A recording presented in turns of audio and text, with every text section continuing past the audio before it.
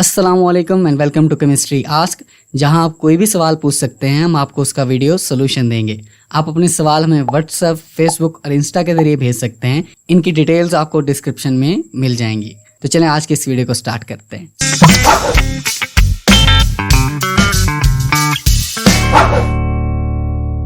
आज हम एक सेल के बारे में पढ़ेंगे जिसके काफ़ी सारे नेम हैं, जैसा कि accumulator, lead storage battery, lead acid battery, car battery, secondary cell, ये सारे इसी के नेम हैं। ये टॉपिक इसलिए इंपॉर्टेंट है क्योंकि जो बैटरी डेली लाइफ में बहुत ज़्यादा यूज़ होती है वो लेड स्टोरेज बैटरी ही होती है। जैसे कार बैटरीज होगी, यूपीएस बैटरी होगी, बाइक की बैटरी होगी, सभी लेड एसिड बैटरीज हैं।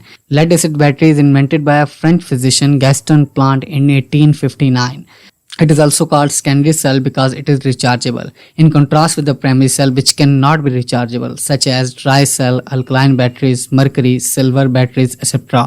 The secondary cell include lead acid battery, which we are studying right now, nickel cadmium battery and fuel cell.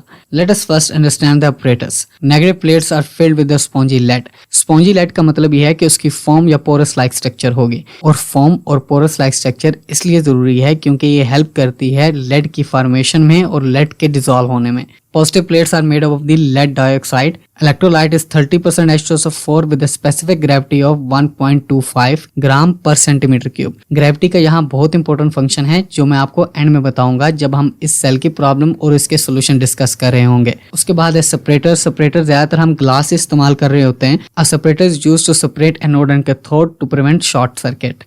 अभी हम इसके प्रोसेस को देखने लगे हैं कि ये वर्क किस तरीके से करता है। सबसे पहले हम देखते हैं डिस्चार्जिंग को, कि हमने बैटरी को फुली चार्ज कर दिया है तो अंदर कौन से ऐसे रिएक्शन होंगे जिनसे हमें करंट जनरेट करके मिलेगा। डिस्चार्जिंग को समझने के लिए मैं सिंपली दो प्लेट्स ले लेता हूँ, एक लेड की और एक लेड डाइऑक्साइड की। ये वही प्लेट्स हैं जो हमने लेड एसिड बैटरी के अपरेटस में समझी हैं। इनको मैं डिप कर दूंगा एक सोल्यूशन के अंदर जो 30% H2SO4 होगा। ये हमारा इलेक्ट्रोलाइट है, और इन दोनों प्लेट्स को मैं एक वायर के साथ कनेक्ट कर दूंगा, और वो वायर कनेक्टेड होगी एक सोर्स के साथ। वो बल्ब हो सकता है, वो कोई भी चीज हो सकती है जिसको आप करंट देना चाहते हैं, जो भी जनरेट होगा। पहले हम रिएक्शन देख लेते हैं एनोड के ऊपर, जो कि हमारा लेड है। जो प्लेट में लेड मौजूद है वो रिएक्ट करेगा सोल्यूशन में मौजूद सल्फ्यूरिक एसिड के साथ, और सल्फ्यूरिक एसिड के सल्फेट आयन के साथ रिएक्ट करके ये लेड सल्फेट बना देगा, और ये इसी प्लेट के ऊपर डिपॉजिट हो जाएगा। सल्फ्यूरिक एसिड का जो 2H पॉजिटिव है वो सोल्यूशन के अंदर ही रहेगा, और दो इलेक्ट्रॉन यहाँ पे लूज होंगे। ये दो इलेक्ट्रॉन ट्रेवल करेंगे टुवर्ड्स द लेड डाइऑक्साइड, जो एज अ कैथोड एक्ट करेगा, और 2H पॉजिटिव जो कि बच गए थे सल्फ्यूरिक एसिड में से, वो रिएक्ट करेंगे आने वाले दो इलेक्ट्रॉन के साथ और कन्वर्ट हो जाएंगे नेसेंट हाइड्रोजन या एक्टिव हाइड्रोजन के अंदर। ये नेसेंट हाइड्रोजन या एक्टिव हाइड्रोजन अगेन अटैक करेगा लेड डाइऑक्साइड के ऊपर, और इसको कन्वर्ट कर देगा लेड ऑक्साइड और वाटर के अंदर। तो वाटर जहां पे जो बना है वो सोल्यूशन के अंदर चला जाएगा। अब लेड डाइऑक्साइड कन्वर्ट हो चुका है लेड ऑक्साइड के अंदर। लेड ऑक्साइड जो होता है वो सोल्यूशन में मौजूद सल्फ्यूरिक एसिड के साथ इजीली रिएक्ट कर जाता है, लेकिन लेड डाइऑक्साइड नहीं करता, क्योंकि अब ये लेड ऑक्साइड में कन्वर्ट हो चुका है। तो लेड ऑक्साइड सल्फ्यूरिक एसिड के साथ रिएक्ट करेगा और कन्वर्ट हो जाएगा लेड सल्फेट और वाटर के अंदर। यहाँ पे भी जो लेड सल्फेट बना है वो इसी प्लेट के ऊपर डिपॉजिट हो जाएगा। अभी हम कैथोड के ओवरऑल रिएक्शन को देख लेते हैं कि lead dioxide plus 4H positive plus sulphate ion plus 2 electron will be converted into lead sulphate and 2H2O। यहाँ अगर आप नेट रिजल्ट या एंड रिजल्ट की बात करें तो हमारे पास लेड सल्फेट बना है जो कि इन्हीं प्लेट्स के ऊपर डिपॉजिट हो गया, और साथ वाटर बना है जो कि सोल्यूशन में चला गया है। जो वाटर सोल्यूशन में ऐड हुआ है ये सोल्यूशन को मजीद डाइल्यूट कर देता है, जो कि हमारी रेशियो को डिस्टर्ब करता है, जो कि 30% सल्फ्यूरिक एसिड है। इस डाइल्यूशन से सेल अच्छे तरीके से वर्क नहीं करता। अभी जो हम नेक्स्ट रिएक्शन देखने वाले हैं उसमें इस प्रॉब्लम का सोल्यूशन भी आपको मिल जाएगा।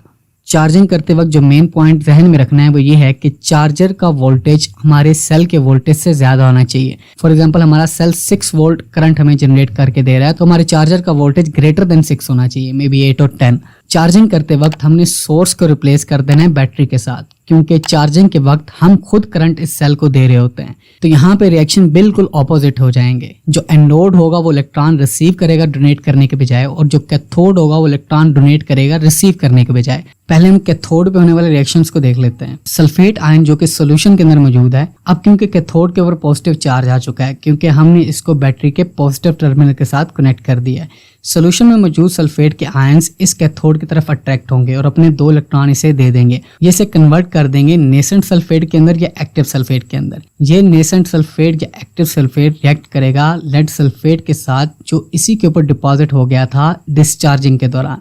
रिएक्ट करने के बाद जो प्रोडक्ट बनेगा वो है लेड डाइऑक्साइड और सल्फ्यूरिक एसिड। और यहाँ आप गौर से देखें तो लेड डाइऑक्साइड भी दोबारा रीजनरेट हो चुका है चार्जिंग के जरिए, जो कि पहले कन्वर्ट हो चुका था लेड सल्फेट के अंदर। अभी हम ओवरऑल रिएक्शन देख लेते हैं। Lead sulphate plus 2H2O plus sulphate ion will be converted into lead dioxide plus sulfuric acid plus 2 electron. ये 2 इलेक्ट्रॉन ट्रैवल करेंगे एनोड की तरफ। अभी हम रिएक्शन देख लेते हैं एनोड के ऊपर। एनोड जो है वो बैटरी से आने वाले 2 इलेक्ट्रॉन को रिसीव करेगा और ये 2 इलेक्ट्रॉन सोल्यूशन में मौजूद 2H पॉजिटिव के साथ रिएक्ट कर जाएंगे और ये इस H पॉजिटिव को कन्वर्ट कर देंगे नेसेंट हाइड्रोजन के अंदर या एक्टिव हाइड्रोजन के अंदर। ये नेसेंट हाइड्रोजन या एक्टिव हाइड्रोजन रिएक्ट कर जाएंगे लेड सल्फेट के साथ जो इसी प्लेट के ऊपर डिपॉजिट हुआ था डिस्चार्जिंग के दौरान, और ये लेड सल्फेट कन्वर्ट हो जाएगा लेड के अंदर और सल्फ्यूरिक एसिड के अंदर। अभी हम इसका ओवरऑल रिएक्शन ले लेते हैं। लेड सल्फेट था, उसने 2 इलेक्ट्रॉन रिसीव किया और वो कन्वर्ट हो गया लेड सॉलिड और HSO4 के अंदर। ओवरऑल रिएक्शन हम कैसे लिखते हैं ये मैं ऑलरेडी आपको समझा चुका हूँ अपनी एक वीडियो के अंदर, balance equation by ion electron method. अगर किसी ने ये डिटेल में समझना है तो काइंडली ये वाली वीडियो देख ले। तो दोनों प्लेट्स रिकवर हो जाती हैं चार्जिंग के दौरान। लेड भी रिकवर हो जाता है और लेड डाइऑक्साइड भी रिकवर हो जाते हैं, क्योंकि दोनों के ऊपर लेड सल्फेट की लेयर आ गई थी डिस्चार्जिंग के दौरान।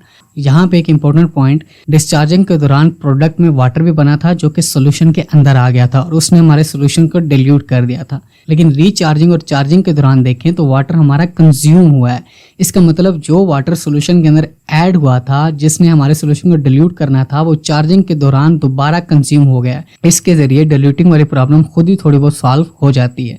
ये था लेड एसिड बैटरी का ऑपरेटर्स और वर्किंग प्रोसेस।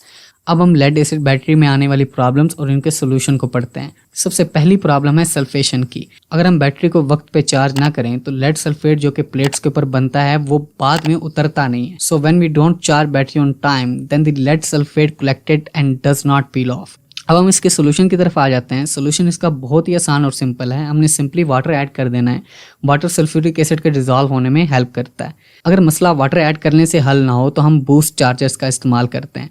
अक्सर आप देखते हैं कि बैटरी वर्क नहीं कर रही होती तो उस बैटरी को एक झटका सा लगवाया जाता है। So after the boosting, the deposit lead sulfate may dissolve into the solution so cell work properly. तो boost charges से भी lead sulfate जो कि डिपॉजिट हो चुका था प्लेट्स के ऊपर वो दोबारा डिजॉल्व हो जाता है सोल्यूशन के अंदर और सेल जो होता है वो नॉर्मल तरीके से वर्क करना शुरू कर देता है। सेकंड नंबर पे ग्रेविटी। हमने जो इलेक्ट्रोलाइट इस सेल के अंदर इस्तेमाल किया है वो 30% सल्फ्यूरिक एसिड था और इसकी स्पेसिफिक ग्रेविटी थी 1.25 ग्राम पर सेंटीमीटर क्यूब। हमें वक्त के साथ साथ बैटरी के अंदर डिस्टिल वाटर को ऐड करना पड़ता है और डिस्टिल वाटर कितना ऐड करना है वो स्पेसिफिक ग्रेविटी से पता चलता है। हमने ये ग्रेविटी मेंटेन रखनी होती है 1.25 ग्राम पर सेंटीमीटर क्यूब। हमें वक्त के साथ साथ डिस्टिल वाटर को बैटरी के अंदर ऐड करना पड़ता है।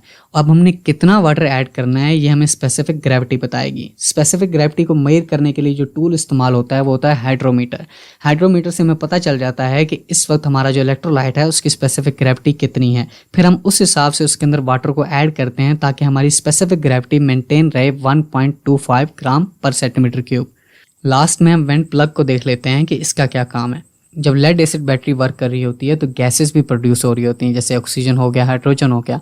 इनको निकालने के लिए हम वेंट प्लग का इस्तेमाल करते हैं। सो गैस में produce in the cell like hydrogen और oxygen, vent plugs used to remove these gases. ये था आज का लेक्चर जिसमें हमने आपको बताया कि लेड एसिड बैटरी का ऑपरेटर्स क्या है, ये वर्क किस तरीके से करती है, इसमें प्रॉब्लम कौन कौन सी आ सकती हैं, फिर उनके सॉल्यूशंस क्या हैं। अगर आपको ये वीडियो पसंद आई है तो इसको लाइक करें और मेरे चैनल को सब्सक्राइब करें। अगर आपका इससे रिलेटेड कोई सवाल हो तो आप हमें व्हाट्सएप, फेसबुक और इंस्टा पे भेज सकते हैं। अल्लाह हाफिज़।